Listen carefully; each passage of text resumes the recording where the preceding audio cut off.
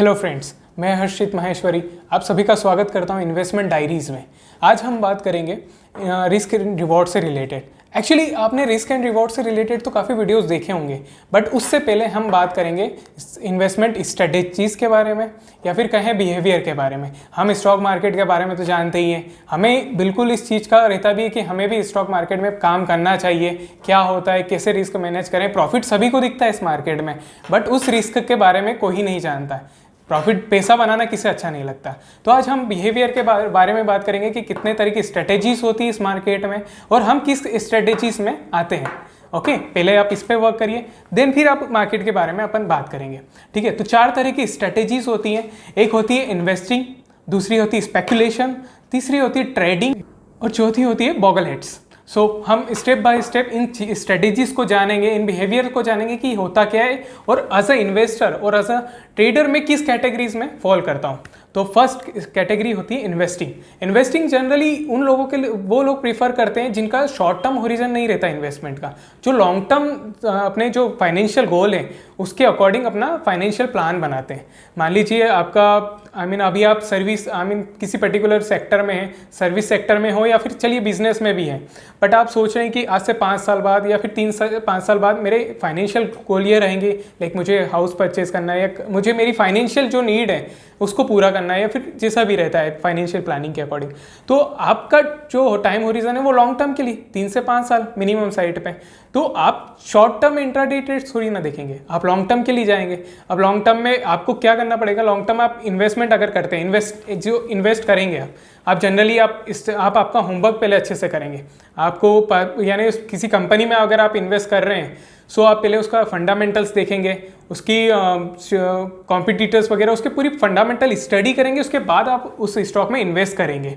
Okay, क्योंकि आपका जो टाइम होरिजन है वो लॉन्ग टर्म का है। दूसरी बात करते हैं स्पेकुलेटर्स। स्पेकुलेटर्स जनरली वो होते हैं जो कि जिन्हें हम कह सकते हैं कि जो कि नाम से ही होता है स्पेकुलेशन, हमें स्पेकुलेशन बिहेवियर है सिर्फ ताकि मुझे स्टॉक मार्केट का एक छोटा सा मूवमेंट के कारण, या फिर मैं कहूँ मुझे मार्केट का ज़्यादा नॉलेज नहीं है, बट मैं बस मार्केट को एक्सपेक्ट कर रहा हूँ कि ये डाउन साइड जाएगा या अप साइड जाएगा, उसी के बिहाफ में मैं ट्रेड कर रहा हूँ और उसी में मैं अपनी कैपिटल के ऊपर रिस्क ले रहा हूँ। इसमें मेरा शॉर्ट टर्म व्यू रहता है और मेरा एक्सपेक्टेशन ये रहता है कि मैं ज़्यादा से ज़्यादा इस मार्केट से रिटर्न ले सकूँ।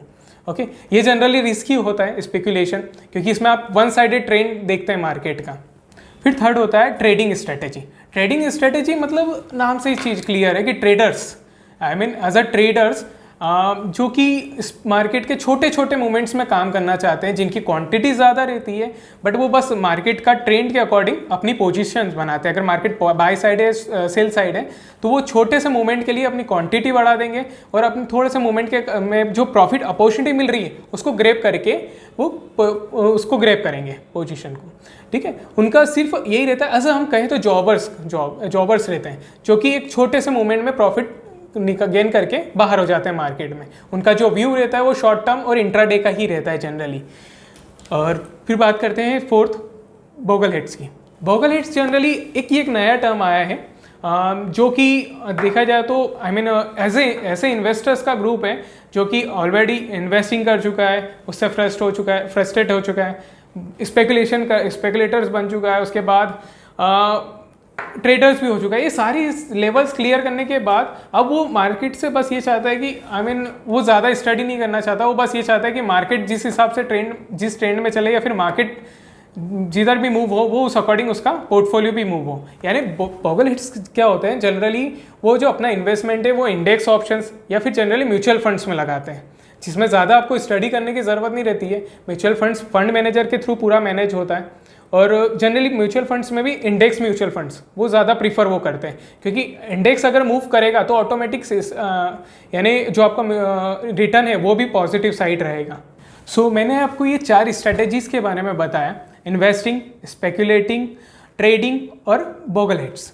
अब आपको ये समझना है कि आप कौन सी कैटेगरी में फॉल होते हैं। ऐसा नहीं है कि आपके पड़ोसी क्या कर रहा है या फिर दूसरे ने किस तरह से ट्रेडिंग करी है या फिर क्या उसका बिहेवियर है। पहले आप खुद को जानिए, खुद की रिस्क को समझिए और उसके अकॉर्डिंग ट्रेड लीजिए। आप पहले आपका विज़न क्लियर रखिए कि आपको लॉन्ग टर्म काम करना है या शॉर्ट टर्म काम करना है मार्केट में।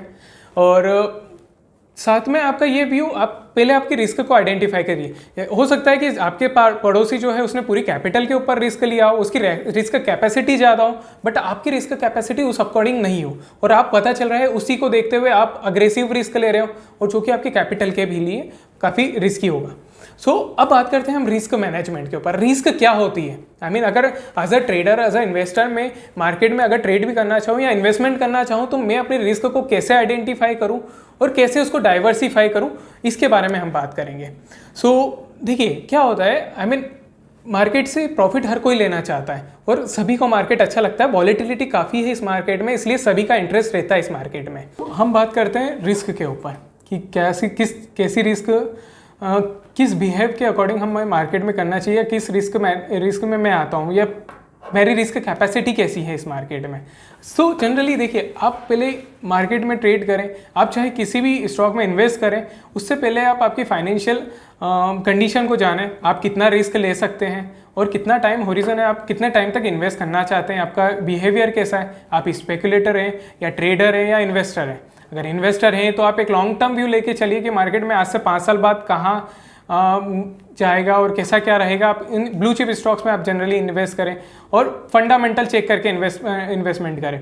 सेकंड, अगर आपका स्पेकुलेटिव बिहेवियर है तो स्पेकुलेटिव जनरली, जैसा कि आप नाम से ही समझ रहे हैं कि स्पेकुलेशन है, स्पेकुलेटर्स मतलब वही कि आप आपकी कैपिटल के ऊपर पूरा रिस्क ले रहे हैं। आप एक्सपेक्ट कर रहे हैं मार्केट यहाँ से पॉजिटिव जाएगा या नेगेटिव जाएगा, उसके ऊपर पूरी रिस्क आपके कैपिटल के ऊपर आप ले रहे हैं और उसके अकॉर्डिंग आप रिवॉर्ड ले रहे हैं। तो उसमें आप ये समझिए आप रिस्क कितना ले रहे हैं। ऐसा नहीं है कि आपको पड़ोसी को देखकर आप आपकी कैपिटल के ऊपर 100% रिस्क लें। पहले अपने समझिए कि कितना रिस्क लेना है। फॉर एग्जांपल, अगर आपके पास 1 लाख रुपए है, ओके, आप सोच रहे हैं कि मैं इसके ऊपर 30% रिस्क लूंगा, यानी 30,000 का रिस्क लूंगा। तो ऐसा नहीं है कि एक ही पर्टिकुलर स्टॉक या पोजीशन में आप 1 लाख रुपए पूरा इन्वेस्ट करें, ओके, या फिर पर्टिकुलर एक ट्रेड में आप 1 लाख रुपए लगाएं। आप पहले आपने आपकी रिस्क तो जान ली कि आप 30,000 के रिस्क उठा सकते हैं, तो उस रिस्क को अलग अलग पार्ट में आप डाइवर्सिफाई करिए। ऐसा नहीं है एक ही चीज में आपने 30,000 की रिस्क ले ली, ओके। एज देखा जाए तो आप उस 30,000 को एज 30% को 5% के अकॉर्डिंग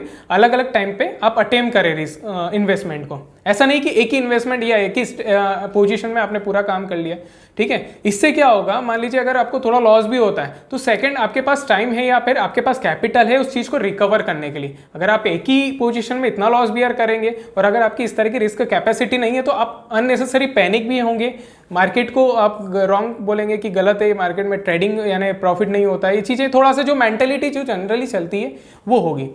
आप पहले आपकी रिस्क को जानिए, हमेशा इन्वेस्टमेंट डाइवर्सिफाई करके चलिए, वो पूरी रिस्क एक ही पोजीशन में ना लें, ठीक है। उसके बाद हम बात करते हैं ट्रेडर्स व्यू। अगर आप ट्रेडिंग का आपका स्टाइल है, अगर आप सिर्फ छोटा मूवमेंट में आप खुश हैं, आई मीन नॉर्मल प्रॉफिट्स वगैरह पे आप काम करना चाहते हैं, या फिर इंट्राडे, जनरली इंट्राडे का अगर आपका व्यू है तो इंट्राडे में आप ये एक्सपेक्ट मत करिए कि मेरे को एक बड़ा मूवमेंट चाहिए, ओके। आप बड़े मूवमेंट के लिए अगर आप वेट करेंगे तो आप लॉस भी वैसा ही बियर करेंगे। तो ट्रेडर की मेंटेलिटी क्या होती है कि थोड़ा सा भी अगर मूवमेंट मिलता है, अगर पॉजिटिव साइड जाता है तो वो उस प्रॉफिट को बुक करके कोई और पोजीशन में काम करता है, न कि उसी पोजीशन को पूरे दिन भर लेके बैठे रहता है, ओके। तो ट्रेडर्स का एज अ जॉबर्स की तरह वो वर्क करता है कि थोड़ा सा मूवमेंट मिला, थोड़ा प्रॉफिट मिला, मुझे मेरी एक्सपेक्टेशन डेली की पूरी हो रही है, मैं वो बुक करके कुछ और पोजीशन पे काम करूं या फिर अदर डे नेक्स्ट डे में अब करना काम करूं, क्योंकि ट्रेडर्स डेली ट्रेड करता है।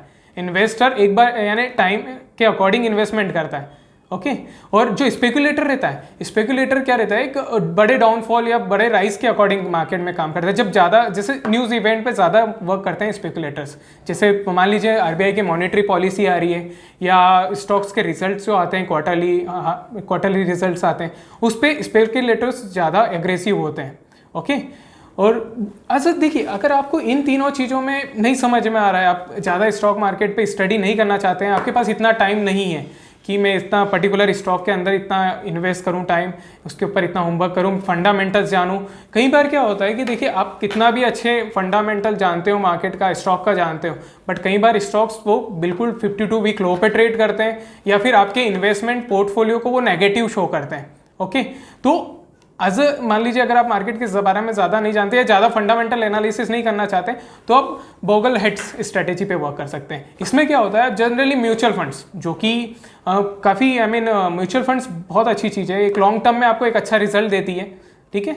इसमें भी आप जनरली जैसे कुछ स्टॉक्स इन्वेस्ट कुछ blue chip index mutual funds होते हैं, कुछ इंडेक्स म्यूचुअल फंड्स होते हैं। तो इंडेक्स म्यूचुअल फंड्स में आप काम करिए। इंडेक्स म्यूचुअल फंड्स अगर देखिए, इंडेक्स अगर हायर साइड पे जाएगा तो ऑटोमेटिकली आपका जो रिटर्न ऑन इन्वेस्टमेंट है वो भी हायर साइड जाएगा, आपका जो पोर्टफोलियो है वो अपर साइड जाएगा, आपकी कैपिटल एप्रिशिएट होगी। ठीक है।